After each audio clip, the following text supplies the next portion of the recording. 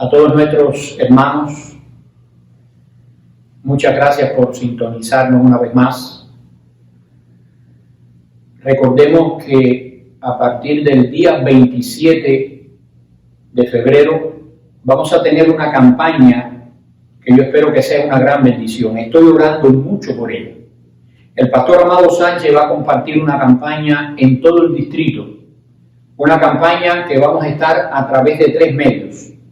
Vamos a estar en Zoom, vamos a estar en Facebook y vamos a estar también de forma presencial aquí en la iglesia. Es decir, que si usted no se puede comunicar con Zoom ni Facebook, usted venga acá a la iglesia y lo va a estar viendo acá en pantalla, en compañía de todos los hermanos que vengan. Y yo también voy a estar con ustedes. Así que no lo olviden. Vamos a tener una campaña maravillosa y que ya tenemos hasta un póster por ahí que vamos a estar promocionando continuamente para que nadie lo olvide, pero que también para que invitemos a nuestros familiares, nuestros amigos y nuestros vecinos. Otro anuncio que quiero hacer. Hoy, a partir de la 1 de la tarde y hasta las 3, un servidor estará acá en la iglesia. Si necesita orar, estoy con usted. Si necesita una consejería, también. Si necesita hablar de un tema bíblico, estoy con usted. Durante la vez pasada, cuando cerramos, en ocasiones nos reuníamos un grupo de hermanos grandes y comenzábamos a estudiar un tema. Y sábado tras sábado así estudiábamos otro. Además de estudiar el tema, usted puede traer sus diezmos y ofrendas y entregarlos acá en la iglesia. Pero es más, si no puede venir por algún motivo, donde quiera que usted esté, puede buscar allí en la página de la iglesia adventista Adventist Giving.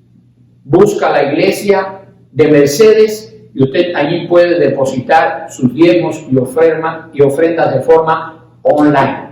También queremos decir en esta oportunidad que ya tenemos todos los reportes de sus diezmos y ofrendas del año 2020 para que usted pueda hacer sus taxes.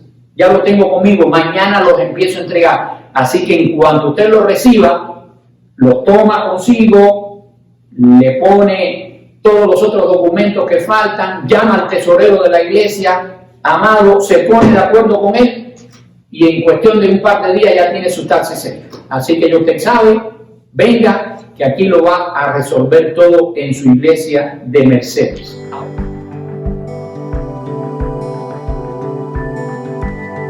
Probad y ved.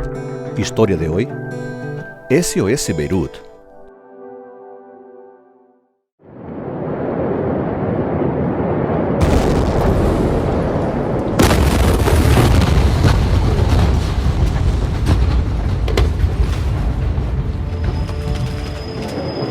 El día 4 de agosto del 2020, una serie de explosiones en el puerto de Beirut, capital del Líbano, destruyó gran parte de la ciudad, dejando al menos 180 muertos y más de 6.000 heridos. Además, 178 escuelas sufrieron graves daños, así como aproximadamente 80 instalaciones de atención de salud entre hospitales y puestos de atención primaria, cuya estructura impidió prestar asistencia emergencial. Allá al fondo se puede ver la ciudad de Beirut y parte de la región del puerto, donde el 4 de agosto tuvimos las terribles explosiones que dejaron más de 190 muertos, 192 personas perdieron su vida, más de 6.000 heridos y miles de personas que perdieron sus casas, perdieron prácticamente todo. Es impresionante cuando uno visita esta región y ve toda la destrucción causada por las explosiones. Desde los primeros momentos de esta emergencia, ADRA estuvo en terreno con sus voluntarios, entregando agua, comida caliente y también limpiando las calles en las regiones más afectadas.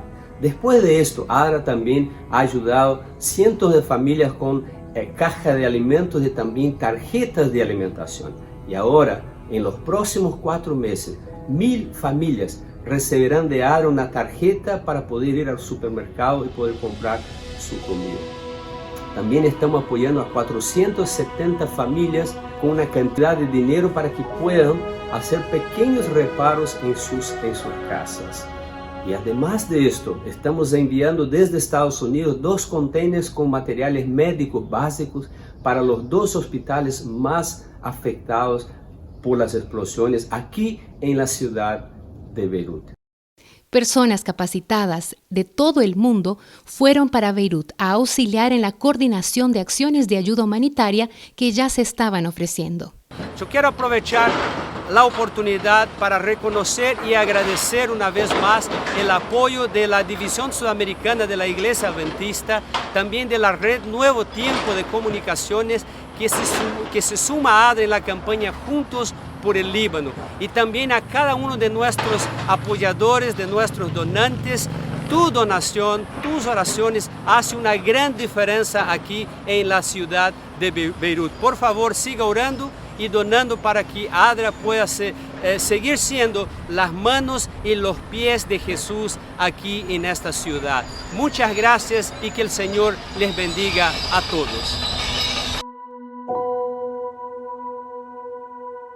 Todo este apoyo ofrecido a nuestros hermanos en el Líbano solamente fue posible gracias a las donaciones de nuestros voluntarios. Si usted desea formar parte de este hermoso grupo que marca la diferencia en muchas vidas alrededor del mundo, aquí está la invitación para apoyar el trabajo de ADRA a través de sus donaciones. Probad y ved. La lectura bíblica para el día de hoy la encontramos en Apocalipsis capítulo 2. Específicamente el versículo 29, aunque después más tarde vamos a estudiar desde el versículo 8 hasta el 11.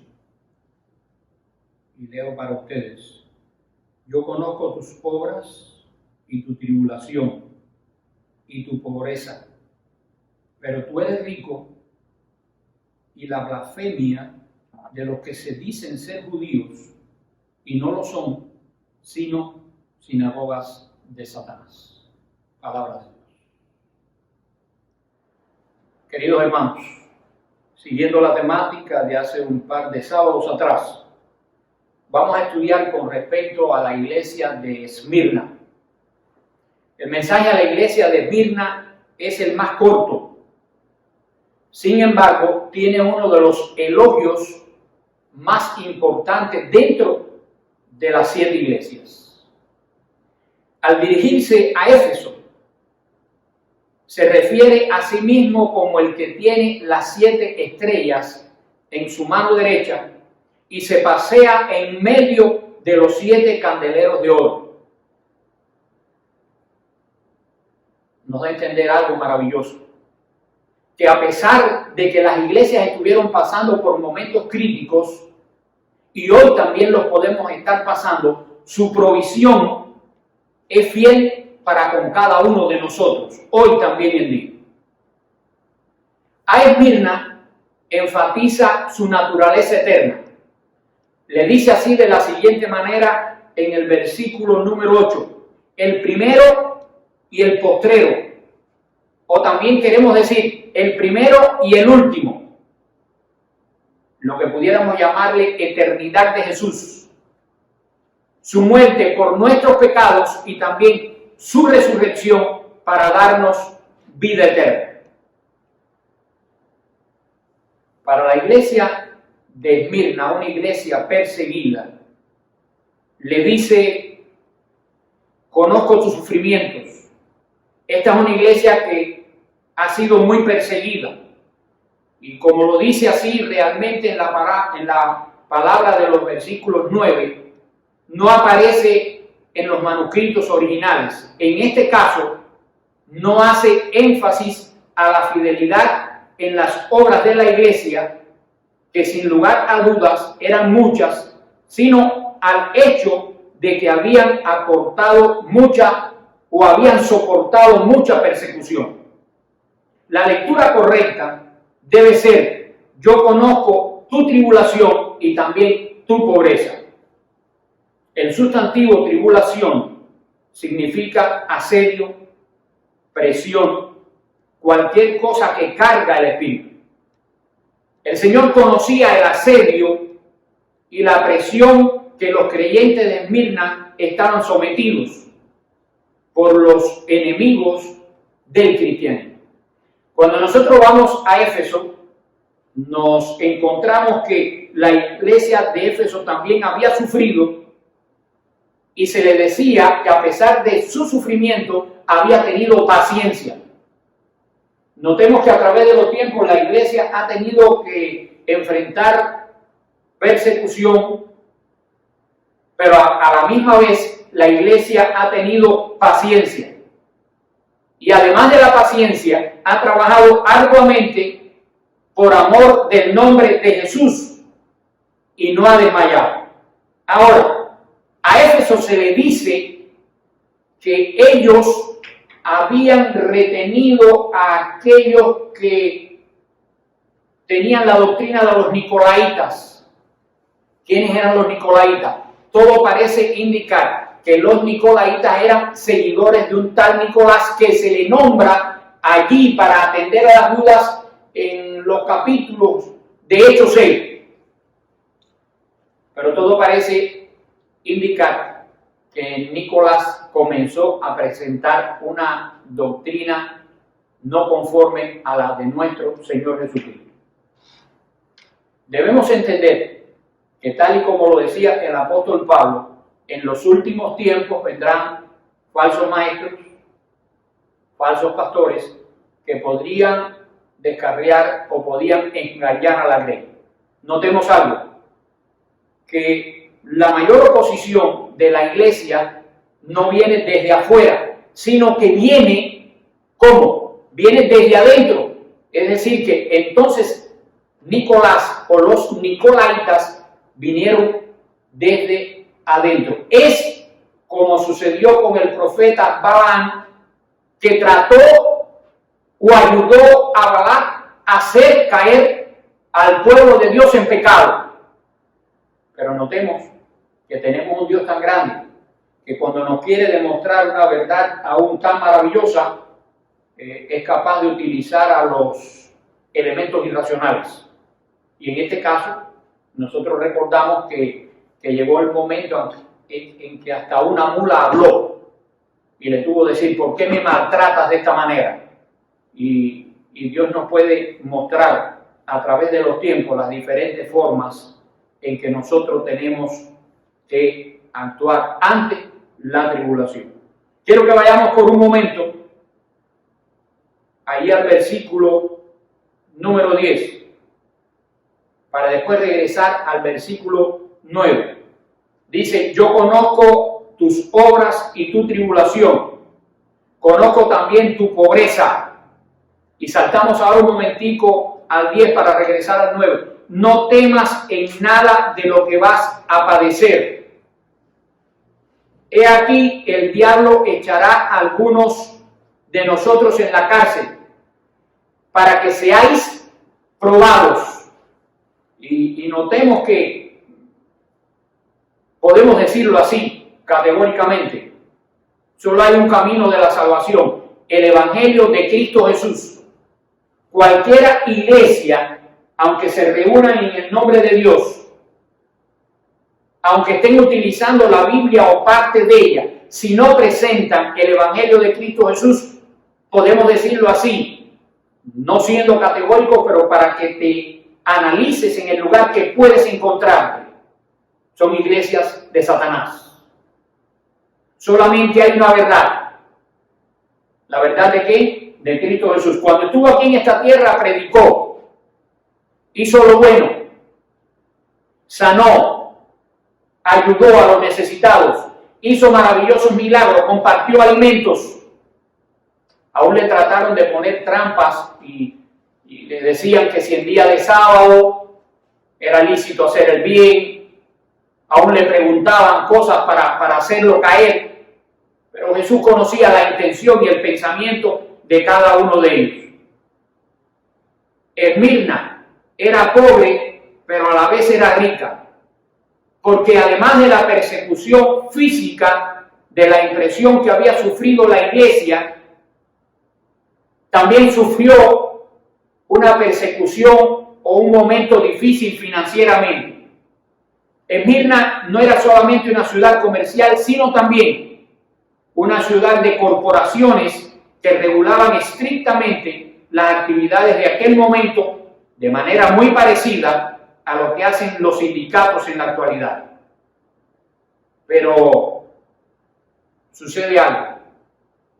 Puede existir a veces una tendencia de parte de nosotros como cristianos. Recordemos la parábola que Jesús contó. A veces cuando tienes muchos bienes, puede ser que te olvides de Dios. Y esto es un grave error. ¿Recuerdan a aquel señor que sus cosechas fueron tremendas, fueron maravillosas, Dios lo había bendecido? Y él dijo, bueno, voy a hacer ahora graneros, ¿cómo? Voy a hacer graneros mayores, voy a almacenar ahí todo lo que pueda, ya tengo dinero, tengo todo, y después le voy a decir a mí mismo, alma, sáciate porque tienes mucho para qué, muchos bienes para toda tu vida. Los bienes no son malos. Notemos que Abraham era rico. ¿Recuerdan a Abraham? Abraham era rico y Lot también era rico. Y hubieron dificultades entre los pastores de Lot y de Abraham. Y hubo una dificultad tal entre ellos que no sabían tomar una decisión porque continuamente. Y entonces Abraham, siendo un hombre de fe y que buscaba a Dios de todo corazón, le dice a su sobrino, escoge tú. Y su sobrino no consideró edad ni nada, sino que buscó ¿qué cosa? La mejor tierra, la mejor llanura. Tenía irrigación y sabía que allí iba a tener ¿qué cosa? Mucho más dinero, iba a tener muchas mejores propiedades que entonces Abraham. Y él escogió lo mejor. A veces escoger lo mejor sin la bendición de Dios trae problemas. Recordemos que Lot fue plantando todas sus tiendas como tribus nómadas que eran y todas sus posesiones hasta que llegó ¿a dónde? A las ciudades de Sodoma y Gomorra. Llegó el momento en que Abraham, que no había tenido la posibilidad o que no quiso la posibilidad de tener para él esas tierras tan fértiles o tan beneficiosas para sus ganados, llegó a interceder por Lot y le llegó a decir a Dios, si allí hubiera una cantidad de justos. Y entonces Dios le decía, sí, por amor de él, pero tanto Abraham como Dios sabía que allí no había muchos justos. Pero Dios tenía un plan y Dios lo hizo. Dios salvó a Lot, salvó a sus hijas y también podía haber salvado a su esposa. Pero en el corazón de su esposa solamente tenía ¿qué cosa? Las propiedades que iba a dejar detrás. Temprano en la mañana cuando salieron, que se le dijeron, escapa por tu vida, no miren atrás, todo el mundo caminando hacia adelante, ¿y ella qué? La influencia poderosa de lo que tenía que dejar. Miró hacia atrás y quedó convertida ¿en qué? En una estatua de sal. No temas en nada de lo que vas a padecer. Alguien ha dicho que las iglesias de los primeros 3 siglos en la era cristiana fueron marcadas por la pobreza material, pero aunque estaban marcadas por la pobreza espiritual, material, tenían un poder espiritual muy grande. Y hoy en día, algunos llegan a decir que la iglesia tiene más poder material y quizás menos poder espiritual. Yo no me atrevo a decir, porque yo creo que la relación con Dios es casi de una forma tal que no se puede medir. Usted puede medir el crecimiento cuantitativo de lo que existe en la iglesia. ¿Cuántos hermanos tiene? Por ejemplo, yo le puedo pedir a la secretaria de iglesia, Cristal, ¿cuántos miembros tiene la iglesia de Mercedes? Y ella me puede decir, la iglesia de Mercedes puede tener quizás 150 hermanos. ¿No es así? Eso es cuantitativamente, pero cualitativamente no puedes saber el desarrollo cualitativo, porque ese desarrollo en el cual tú tienes que desarrollarte espiritualmente, solamente lo sabes tú con Dios. Y fíjense que llegado el momento de la prueba, no sabemos cómo reacciona cada cual. ¿Por qué no sabemos cómo reacciona cada cual? Porque cada cual reacciona de acuerdo a su relación que haya tenido con quién, con Dios. La palabra de Dios nos dice, mas buscad primeramente el reino de los cielos y su justicia. Las demás cosas os serán como, os serán añadidas. La segunda parte del versículo 10 dice, he aquí el diablo echará a algunos de vosotros en la cárcel, para que seáis probados y tendréis tribulación. Yo les voy a contar algo. Hace algún tiempo, yo en mi país tuve que pasar el servicio militar. El servicio militar en mi país era obligatorio. Y recuerdo que cuando llegamos allí, a aquel lugar, las condiciones eran muy malas. Y cuando dijimos que yo y dos jóvenes más, que no trabajamos el sábado porque era el dentista del séptimo día, ellos se rieron de nosotros. ¿Qué es eso? Eso a nosotros no nos interesa, eso es problema del lado allá. Cuando entran acá, olvídense de cristianismo, olvídense de todo. Pasamos muchos problemas. ¿Nos metieron en la cárcel? Sí. ¿Estuvimos presos? También. Pero hay algo más. Uno de aquellos jóvenes, nosotros íbamos al servicio militar como que obligados a cortar caña de azúcar. No sé cuántos saben lo que es caña de azúcar. ¿Sabe lo que es caña de azúcar o no? Pero como mi país no tiene mucho desarrollo, no tiene los equipos que la cortan mecanizadamente, hay que cortarla con un machete. En algunos lugares le dicen una mocha porque es más ancha, más ancha que el machete. Y había uno de aquellos jóvenes que cortaban mucha caña, mucha caña. Ellos con tal de que los jóvenes cortaran mucha caña, en mi país tampoco hay dealer para usted comprar un coche. Los coches llegaron hasta el año 59. Del año 59 para acá, solamente los tienen las personas que representan al partido que están ahí. Pero para el pueblo no. Yo se lo he comentado. Qué lástima que no tengo una foto para ponerla acá, pero yo en mi país tenía un cochecito del año 52. Era puro fierro. Si usted lo ve, pues le encantaría. Y aquel joven que cortaba mucha carne, se le llegó a decir así: si tú dejaras el cristianismo tuyo, te vamos a regalar un coche nuevo. Y cada vez que terminaba una zafra de caña, un periodo de eso de 6 meses cortando caña, yo no bajaba mucho de peso, porque era 12, 14 horas trabajando muy fuerte. Traían allí un carrito de aquellos rusos que le llaman Lada, o la marca es Lada. Es como un carrito cuadradito, pero es lo que se podía tener, lo más moderno. Y le decían, si tú dejas el cristianismo, te regalamos ese coche. Y él era un joven de poco hablar y decía, no me interesa el coche, yo soy fiel a Dios.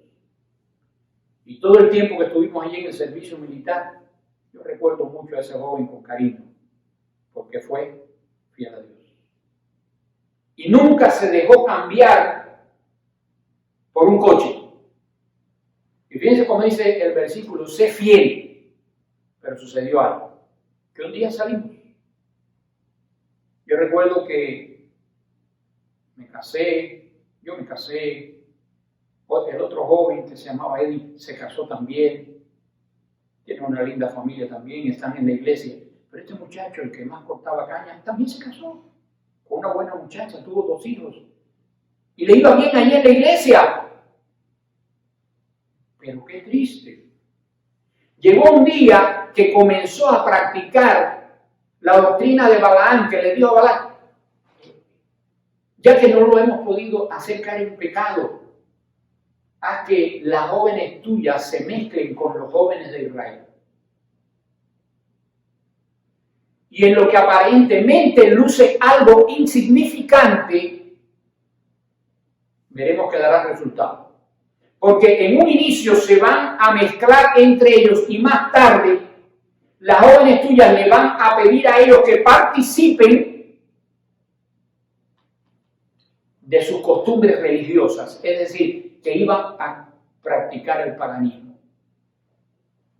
Y este joven con su bella familia un día salió y encontró una muchacha más joven que la esposa de él y comenzó a relacionarse con ella, y poco tiempo después se había apartado de la iglesia. Miren esto, como dice el versículo. He aquí el diablo echará a algunos de vosotros en la cárcel, para que seáis probados. Él fue conmigo a la cárcel, él fue fiel, él no hablaba mucho, yo respondía a las preguntas, yo era más bien el abogado de nosotros tres, porque decían que yo sabía un poquito más de Biblia, pero no sé, pero yo lo representaba a ellos, pero ellos lo único que me decían, no tenemos que hablar mucho, nosotros lo que tenemos es que ser fiel a Dios. Durante la prueba, el cristiano como que busca más a Dios.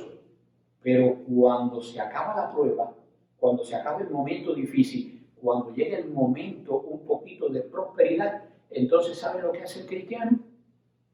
A veces se deja llevar por esa corriente y entonces vuelve atrás. El versículo 10 culmina diciendo, sé fiel hasta la muerte y yo te daré la corona de la vida. Tremendo eso. Lo que nos quiere decir aquí el apóstol Juan, cuando está escribiendo el libro del Apocalipsis, nos quiere decir, no importa el trecho que tú hayas transitado o que hayas avanzado, la vida del cristiano tiene que ser cada día como proseguir. No te detengas. Hay una prueba, hay una dificultad. Continúa. El Señor está contigo, Él no te va a abandonar. Una iglesia afligida, como lo fue la iglesia de Esmirna, para ella hay frases muy bonitas, como no tengas miedo, y aquí el diablo va a echar a muchos en la cárcel para que sean probados. Tendrán tribulaciones por 10 días, pero al final le dice el encomio más maravilloso, sé fiel hasta la muerte y yo te daré, ¿qué cosa? La corona de la vida.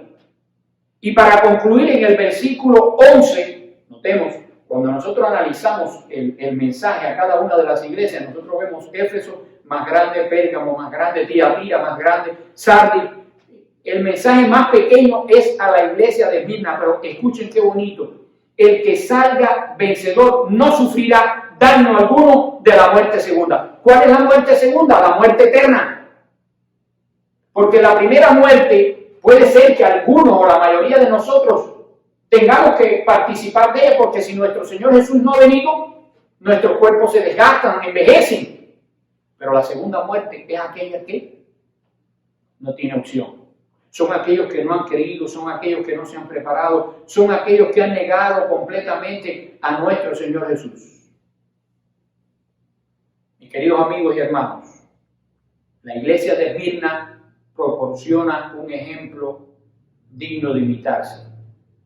Hay en el mundo hoy día congregaciones que luchan por servir en medio de limitaciones y también estrecheces. Nosotros estamos teniendo limitaciones.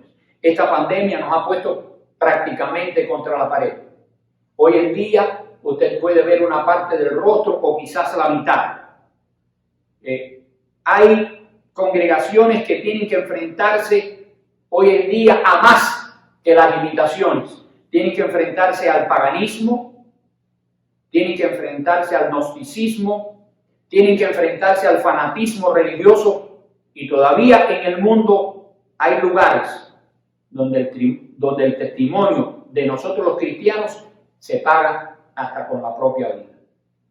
Pero la promesa no termina. El Señor nos sigue diciendo, sé fiel hasta la muerte y yo te daré la corona de la vida. Hoy la invitación es, no te quedes donde estás, sigue adelante.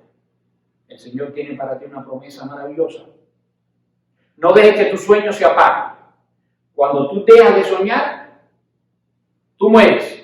Sigue con tus ilusiones, sigue presentándote desafíos cada día para avanzar con tu familia, para avanzar con tus hijos, para tú avanzar aún hasta profesionalmente.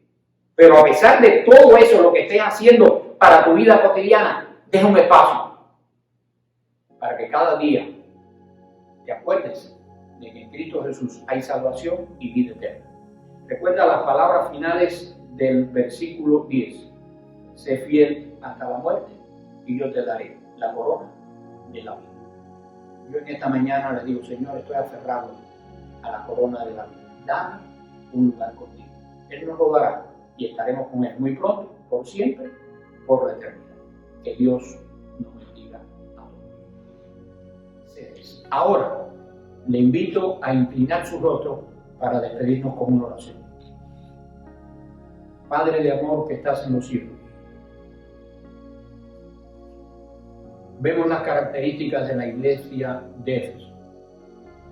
Éfeso perdió su primer amor. Vemos a la iglesia de Esmirna, que había tenido que enfrentar las tendencias idolátricas, el gnosticismo, el paganismo y también las influencias de las llamadas iglesias de Satanás, porque no predicaban un evangelio. Padre, te pedimos para que nuestro primer amor continúe hoy, mañana y siempre. Que podamos enfrentar a aquellos que no creen en el verdadero Cristo Jesús, pero que nosotros podamos seguir adelante con ese maravilloso pensamiento: sé fiel hasta la muerte y yo te daré la corona. Gracias, porque nuestra iglesia es una iglesia fiel. Esperamos la recompensa cuando vengas en las nubes de los cielos, encontrarnos contigo y que nos des la corona de la vida. Líbranos, guárdanos de todo mal, consuela a los que sufren, y especialmente sé con nuestra hermana Morales, que perdió una sobrina, está bien triste. Oh Padre, llena su corazón de optimismo, sabiendo que tú eres un Dios de amor. Pronto estaremos contigo en el cielo y nos devolverás a aquellos que hemos perdido. Líbranos y guárdanos de todo mal. Lo pedimos todo en el dulce y santo nombre de Cristo Jesús. Amén. Que Dios les bendiga.